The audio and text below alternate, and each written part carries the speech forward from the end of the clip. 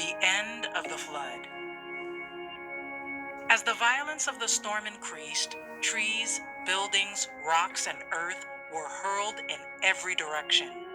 The terror of man and beast was beyond description. Above the roar of the tempest was heard the wailing of a people that had despised the authority of God. Satan himself, who was compelled to remain in the midst of the warring elements, feared for his own existence. In that terrible hour, the people saw that the transgression of God's law had caused their ruin.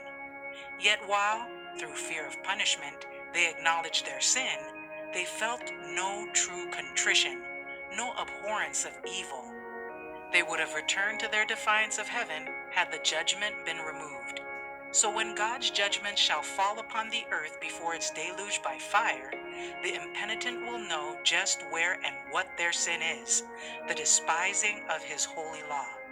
Yet they will have no more true repentance than did the old world sinners. Love, no less than justice, demanded that God's judgment should put a check on sin.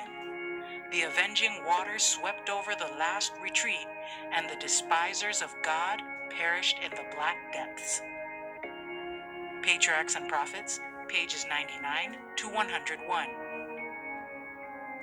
The waters had been 15 cubits above the highest mountains. The Lord remembered Noah, and as the waters decreased, he caused the ark to rest upon the top of a cluster of mountains, which God in his power had preserved and made them to stand fast all through that violent storm. These mountains were but a little distance apart, and the ark moved about and rested upon one, then another of these mountains, and was no more driven upon the boundless ocean. This gave great relief to Noah and all within the ark.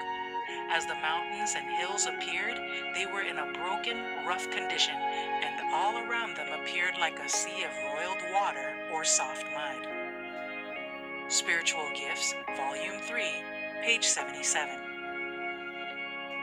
By faith, Noah, being warned of God of things not seen as yet, moved with fear, prepared an ark to the saving of his house, by the which he condemned the world and became heir of the righteousness which is by faith. Hebrews chapter 11, verse 7. While Noah was giving his warning message to the world, his works testified of his sincerity. It was thus that his faith was perfected and made evident. He gave the world an example of believing just what God says. All that he possessed, he invested in the ark. As he began to construct that immense boat on dry ground, multitudes came from every direction to see the strange sight and to hear the earnest, fervent words of the singular preacher.